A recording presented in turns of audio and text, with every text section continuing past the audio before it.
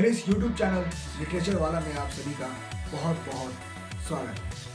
अपनी कहानियों की श्रृंखला को आगे बढ़ाते हुए आज हम चर्चा करेंगे अपनी छठी कहानी, जिसका नाम है तमाचा। इसे लिखा है राजेंद्र अवस्थी जी ने।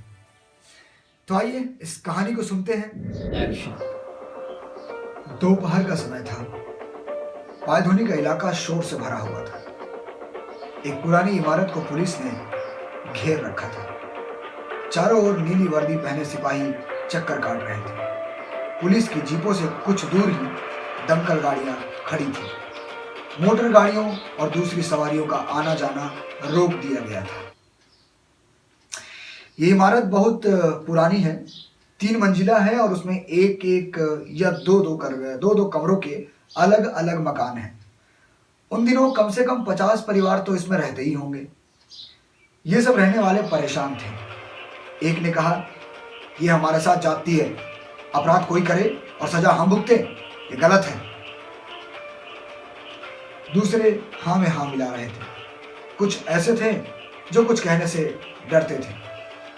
अचानक एक पुलिस जीप से माइक पर आवाज उभरी, हम फिर कहते हैं, मानिक वानखेड़े पुलिस के हाथों अपने आप को सौंप दे, वरना। इमारत में रहने वालों ने भी आवाजें दी, अरे कौन है मानिक वानखेड़े? इस इमारत में तो नहीं रहता, कहीं से भाग कर आया होगा। आजकल यूं ही लोग भाग कर आ जाते हैं। एक कोलाहल उभरा, मानिक मानिक मानिक बाहर निकलो, मानिक बाहर निकलो। उस समय मानिक अपने मामा के घर में था। वह चारपाई के नीचे दुबका था। ऊपर से ओढ़ने बिछाने के कपड़े रख दिए गए थे। उसे तब भी भय नहीं था। वो तो भागने का कोई रास्ता देख रहा था। उसके दिमाग में योजनाएं बन रही थी। उसे लगा, अधिक देर तक इस तरह छिपना ठीक नहीं होगा। उस इमारत के लोग ही उसके दुश्मन हो जाएंगे। ये सोचकर वो धीरे धीरे चारपाई के नीचे से बाहर आया। अपनी नीकर के ऊपर कमीज के नीचे उसने कागजों का एक बंडल खोस लिया। आराम से उसने एक गिलास पानी पिया, फिर दरवाजा खोला। पुलिस बाहर खड़ी थी। उसने हाथ जोड़कर नमस्ते की, फिर पूछा, आप किसे चाहते हैं? हट जा छोकरे, थानेदार ने जोर से कहा, हम खुद खोज लेंगे उसे। मानिक ने जलती आंखों से थानेदार को देखा और नीचे उतर गया। पुलिस उसके मामा के घर में घुस गई। सारे कमरे को तहस नहस करने लगी। सड़क पर मानिक को हर नजर घूरती दिख रही थी, लेकिन किसी को जरा भी संदेह उस पर नहीं था। 10 बरस का लड़का ही मानिक वानखेड़े है, किसी को पता नहीं था। शोर, कोलाहल और भीड़ भाड़ से बाहर निकलकर वो एक बस में चढ़ गया। वहां से सीधे समुद्र के किनारे जा पहुंचा। एक छोटा जहाज किसी पास के द्वीप को जा रहा था। मानिक उस पर सवार हो गया। कई घंटों के बाद पुलिस का जोश ठंडा पड़ गया। तब कहीं उसे पता चला कि निक्कर पहने जो छोटा सा लड़का सबके सामने बाहर गया था, वही मानिक है। मानिक बदमाश है, मानिक को पकड़ो। मानिक 10 बरस का बेवकूफ लड़का है। शोर शोर और सिर्फ शोर। सचमुच मानिक नशे में था। उसके पिता को अंग्रेजों ने बंदूक से उड़ा दिया था। पिता बागियों में से एक थे, वही बागी जो अंग्रेजों को भारत से भगाना चाहते थे। वह पैर जमाकर डटे थे। उनके पास पुलिस और सेना थी। कई बार दूसरे भारतीय भी अपने ही लोगों के शत्रु बन जाते थे। द्वीप छोटा था। उसमें काजुओं के झाड़ थे, दूर ताड़ और नारियल के वृक्ष भी। समंदर चारों ओर से उसे घेरे था। छोटे से जहाज में अधिकांश मछुए थे। ये लोग बंबई से सामान लेकर लौट रहे थे। कुछ सैलानी भी थे। मानिक पहली बार इस द्वीप में आया था। वो शांत और सुंदर था। उसे खुले आकाश को देखा, सामने पेट पर अपना हाथ रखा, कागजों का बंडल नीचे था। उसने संतोष की सांस ली। फिर वो अपने आप जोर से हंसा। ये पुलिस वाले भी कितने मूर्ख होते हैं। मानिक को ढूंढने चले थे और पता ही नहीं कि मानिक है कौन। जीते रहो मानिक भाई, जीते रहो, अपने आप से उसने कहा। ए लड़के, एक आवाज आई। क्या है? कहाँ जाएगा? यही आया हूं, मेरे काका यहाँ रहते हैं भाई। तू चोर तो नहीं? पुलिस एक चोर लड़के की तलाश में है। बंबई शहर में चारों ओर पोस्टर चिपक गए हैं। मैं चोर लगता हूँ? वो आदमी पास आ गया, काला और मुस्टैंड। उसने बंबई के पोस्टर पढ़ लिए थे। माणिक को पकड़ने वाले को 1,000 रुपया इनाम मिलेगा। माणिक ने कहा, क्या देखते हो भाई, मेरे पास तो कुछ भी नहीं है। बस बस ये थोड़े से रद्दी कागज है। उसने अपने कागज निकाल कर दिखाए और फिर रख लिए। तलाश एक चोर की थी और चोर कागज नहीं चुराता। वो रुपए पैसे चुराता है, माणिक चोर नहीं हो सकता। माणिक ने इस अवसर का लाभ उठाया। उसने उस आदमी से पूछा, आप कहाँ जाएंगे? मेरी नाव है, मछली मारने जाऊंगा। मैं आपके साथ चल सकता हूँ? नाव में बैठकर समंदर पर घूमने में मजा आता है। वो आदमी तैयार हो गया। उसने अपना नाम भी बता दिया। बोला, मुझे शंकर काका कहा करो। माणिक शंकर काका के साथ छोटी सी नाव में बैठकर फिर पानी में चला गया। उनकी नाव जब थोड़ी दूर पहुंची तब उन्होंने देखा दूसरे जहाज में पुलिस उस द्वीप में जा रही है। माणिक ने फिर चैन की सांस ली। वो गाना गाने लगा। शंकर काका को माणिक का नाम पता नहीं था, इसलिए उसने छोकरा कहना शुरू कर दिया था। वो बोला, क्यों रे छोकरे, ये सारे माणिक ने ऐसा क्या चुरा लिया जो पुलिस इस तरह पीछे लगी है? वैसे रोज चोरियां होती है, तब तो इनके कान में जू भी नहीं रेंगती। हाँ काका, ये सब अंग्रेज के गुलाम सिपाही हैं, अंधे और बहरे होते हैं, जो जहां लगा देते हैं वहीं लग जाते हैं। ये एक छोकरा वाला क्या चुरा सकता है? शंकर काका हैरान था।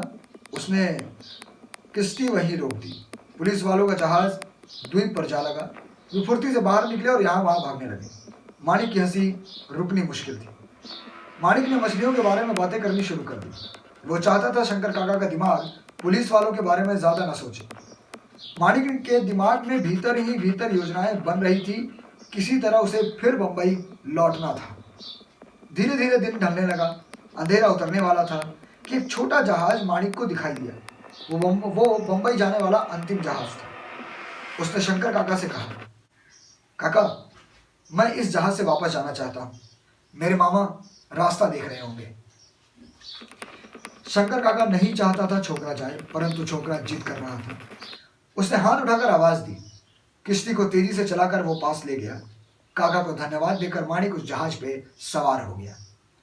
भीतर गया तो उसके पैर कांप उठे। जहाज में सिपाही थे।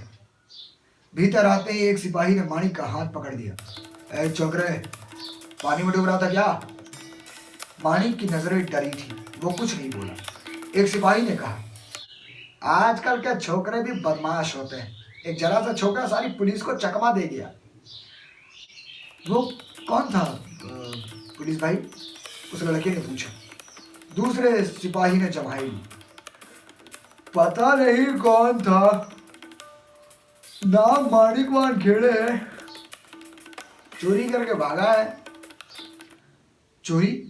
लड़के का प्रश्न था। हाँ, सरकार की चोरी। जरा सा लड़का अंग्रेजों से लड़ना चाहता है। आखिर उसने चुराया क्या है?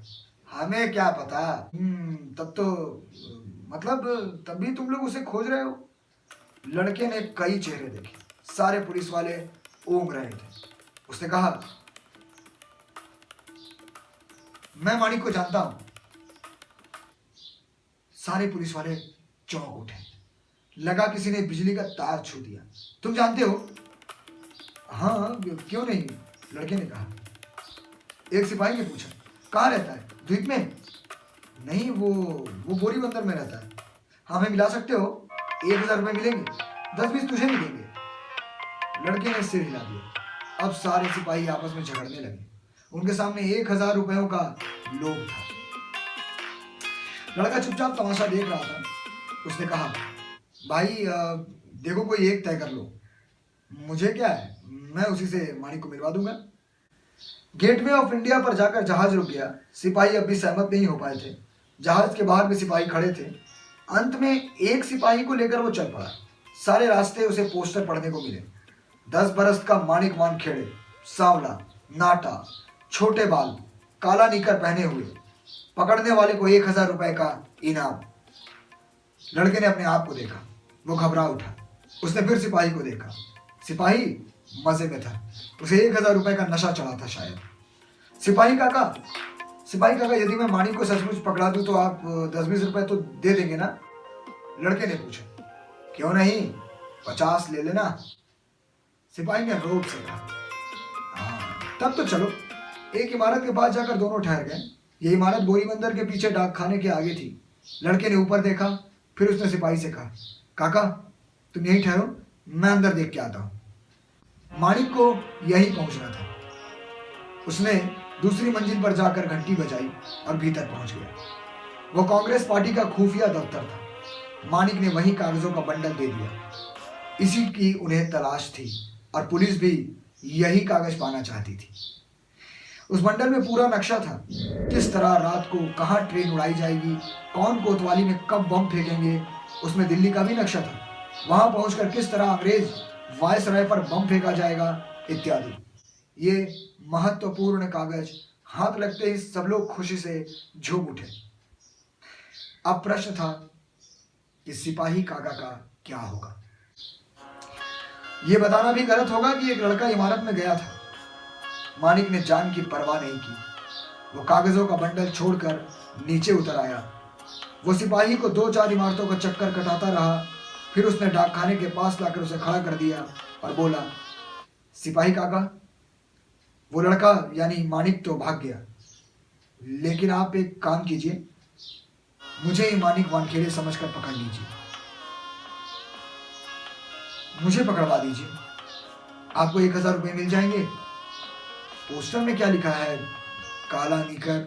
सिपाही को क्रोध आ गया। उसने लाल आंखों से लड़के की ओर देखा, फिर जोर से दांत पीसे।